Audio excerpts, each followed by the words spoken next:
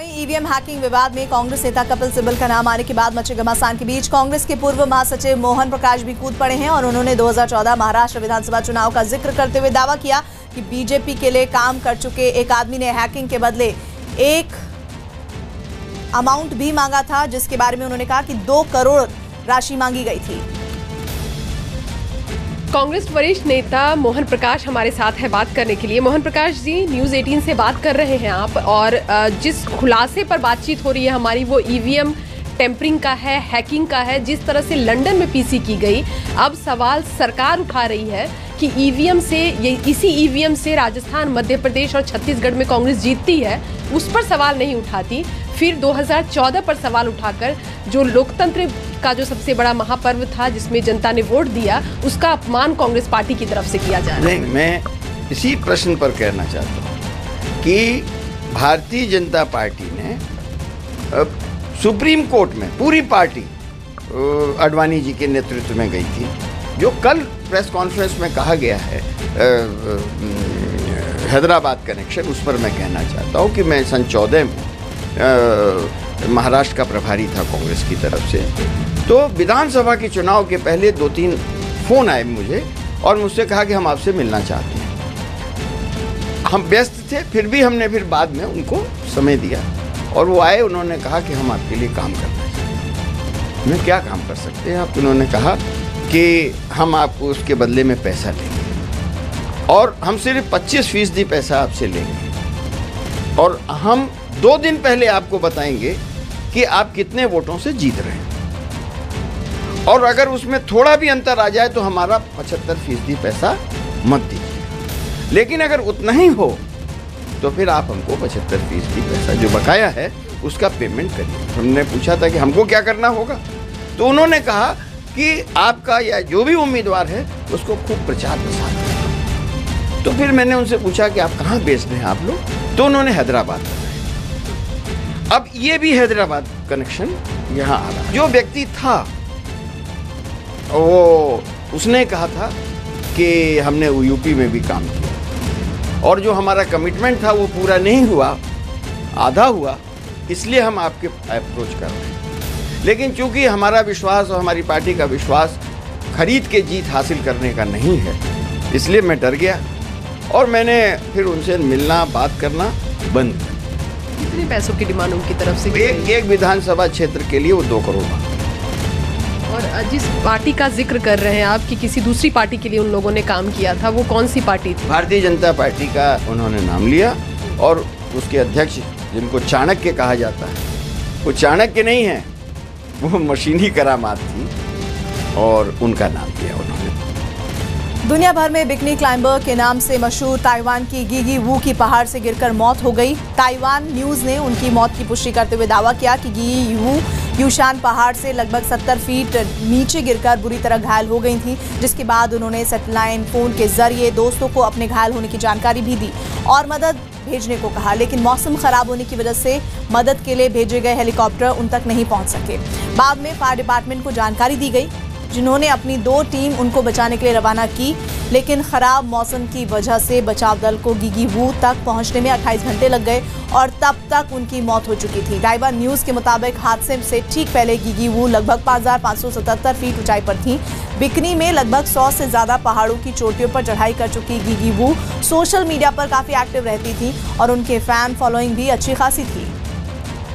जनवरी का महीना आधा बीतने के बाद सर्दी ने ऐसा यू टर्न लिया है कि पूरा उत्तर भारत ठिठुरन महसूस कर रहा है। पिछले 1.5 महीने से रुक रुक कर बर्फबारी का दौर चल रहा है। हर बार होने वाली बर्फबारी पिछली बर्फबारी को पीछे छोड़ देती है और इस बार हुई बर्फबारी सीजन की अब तक की सबसे बड़ी बर्फबारी है, जिसने पहाड़ों की सूरत बदल कर रख दी है। उत्तर भारत के 3 राज्यों में आसमान से बर्फ मुसीबत बनकर बरस रही है। सैलानियों के लिए ये वक्त मौज मस्ती का है। जो लोग ये मान रहे थे कि उन्होंने पहाड़ों पर पहुंचने में देर कर दी, कुदरत ने उन्हें भी मायूस नहीं छोड़ा। मनाली में लोग बर्फ पर स्कीइंग का मजा ले रहे हैं। पैराग्लाइडर्स में उड़ते हुए कुदरत के सफेद रंग देख रहे हैं। बर्फ और फिसलने का लुत्फ उठा रहे हैं तो बर्फ के गोले बनाकर एक दूसरे पर फेंकते हुए मस्ती कर रहे हैं। मनाली में टूरिज्म का बाजार फिर से गुलजार हो चुका है। हालांकि इस मस्ती के बीच भी लोग अलाव के सहारे ठंड से मुकाबला करते दिख जाते हैं। गरम गरम चाय बेचने वालों की भी चांदी हो रही है। रास्ते बंद हैं, इसलिए जो जहां है वहीं जमा है। बर्फ ने जिन गाड़ियों के चक्के जाम किए, उन्हें दोबारा चलाने के लिए धक्का लगाना पड़ता है। पहाड़ों के बीच बने रास्ते पर इतनी बर्फ जमी है कि गाड़ी लेकर चलना खतरे से खाली नहीं है। रास्ते खोलने के लिए भी सरकारी एजेंसियों को बर्फबारी थमने का इंतजार है। धूप खिले 2 दिन बीत चुके हैं और दूर दूर तक सब कुछ सफेद दिख रहा है, क्योंकि दावा ये किया जा रहा है कि ऐसी बर्फबारी इस सीजन में अब तक नहीं हुई थी। मनाली की ही तरह मसूरी में भी सैलानी मौसम का खूब मजा ले रहे हैं, क्योंकि मसूरी के आसपास के सारे पहाड़ बर्फ से पूरी तरह ढक चुके हैं। रास्तों पर बर्फ जमी है, लेकिन रास्ते बंद नहीं हैं। गाड़ियों के पहिए और लोगों के कदमों के निशान रास्तों पर जमी बर्फ पर छपे हैं। गाड़ियां हो या मोटरसाइकिल, कुछ ही देर में बर्फ से पूरी तरह ढक जाती है। बर्फ का मजा लेने पहुँचे लोग एक दूसरे पर बर्फ के गोले फेंक रहे हैं। सेल्फी लेने वाले भी पीछे नहीं हैं। ठंड कपकपी छुटाने वाली है, लेकिन ठंड से बेपरवाह लोग बर्फ देखकर खुश हैं। सुबह तो बारिश हो रही थी, हवा भी चल रही थी, सोचा नहीं था इतनी बर्फ देखने को मिली थी। पूरा सफेद, बहुत अच्छा लगा, बहुत मजे कर रहे हैं। यही हाल हिमाचल के नारकंडा का भी है। बर्फ करीब 1 फीट तक जम चुकी है। ये इतनी बर्फ है कि मौज मस्ती कुछ ही देर में सजा बन जाती है, इसलिए सैलानी कमरों में ही बंद है। गाड़ियों पर बर्फ की परत इतनी मोटी है कि हटाने में पसीने छूट जाएं। रास्तों का हाल ऐसा है कि पैदल चलने वाला भी फिसल जाए। पेड़ों और पहाड़ों की तस्वीर ऐसी है जैसे रुई के खेतों में पहुँच गए हों। हालांकि बर्फबारी के सीजन में नारकंडा ऐसे ही हालात के लिए जाना जाता है। लेकिन नारकंडा, मसूरी और मनाली ही नहीं, इस बार की बर्फबारी ने तो पूरे हिमाचल और उत्तराखंड को सफेद रंग में रंग दिया है। इन राज्यों में पहाड़ों पर शायद ही कोई कोना बचा हो जहां बर्फ ना पड़ रही हो। ऐसी ही जगहों में डलहौजी है, जहां बर्फबारी की वजह से हर कोना सफेद हो चुका है। घरों पर बर्फ की मोटी चादर बिछ गई है। पौड़ी गढ़वाल का हाल ऐसा है कि जहां तक नजर जाती है केवल बर्फ ही दिखाई देती है। लोगों के घरों के आंगन में घास की बजाय बर्फ बिछी है, जिसके गोले बनाकर लोग मस्ती करते दिख रहे हैं। पौड़ी गढ़वाल में कुछ जगहों पर बर्फ भी पड़ रही है और रुक रुक कर बारिश भी हो रही है, इसीलिए रास्ते खतरनाक हो चुके हैं और लोग छाते लेकर ही बाहर निकल रहे हैं। सबसे ज्यादा खराब हालत शिमला की है, क्योंकि शिमला में बाकी शहरों को जोड़ने वाली ज्यादातर सड़कों को बंद करना पड़ा। दूर दूर से आए लोग सड़कों पर ही फंसे हुए हैं और रास्ते खुलने का इंतजार कर रहे हैं। आसमान से रुई की शक्ल में बरस रही बर्फ की वजह से ठंड कपकपी छुड़ा रही है। गाड़ियों की छतों पर बर्फ इतनी जमी है कि गाड़ी में बैठने वालों की भी कुल्फी जम रही है। शिमला में बारिश नहीं हुई, लेकिन बर्फबारी इतनी हो रही है कि खुले में निकलने के लिए छतरी जरूरी हो गई है।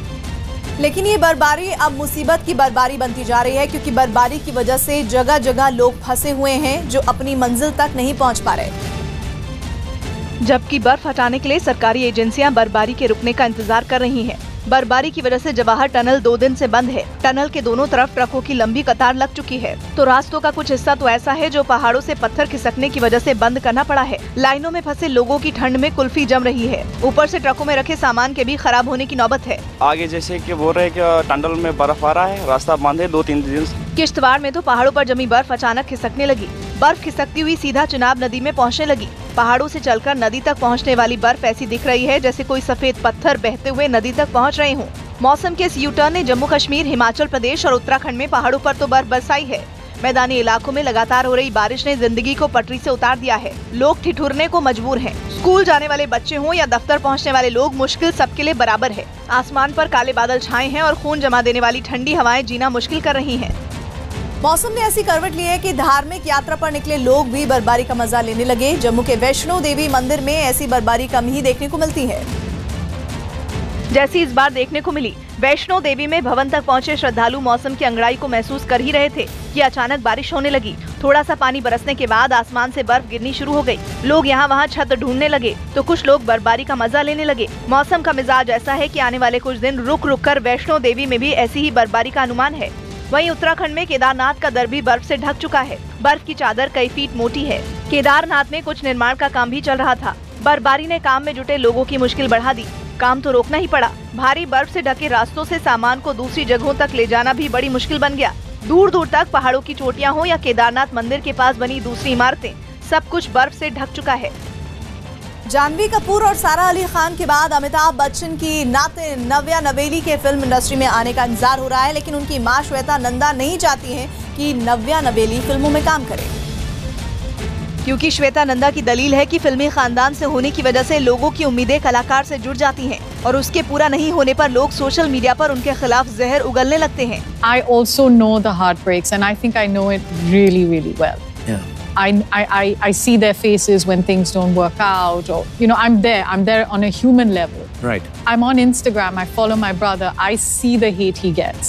श्वेता नंदा ने बताया कि वो नहीं चाहती कि उनकी अगली पीढ़ी फिल्मों में काम करे, लेकिन साथ ही उन्होंने आखिरी फैसला नव्या नवेली पर ही छोड़ दिया। I don't want yet another member of my family to be in this business because for a selfish reason. Also, I don't know what Navya's talent is, and I feel unless she's completely driven, passionate and talented, she has no business being here. बीते साल कई film star के बच्चों ने फिल्मी career की शुरुआत की, जिसमें श्रीदेवी की बेटी जानवी कपूर और अमृता सिंह और सैफ अली खान की बेटी सारा अली खान अहम है। माना जा रहा है कि जल्द ही नव्या नवेली को भी किसी बड़े बैनर की फिल्म के जरिए लॉन्च किया जा सकता है।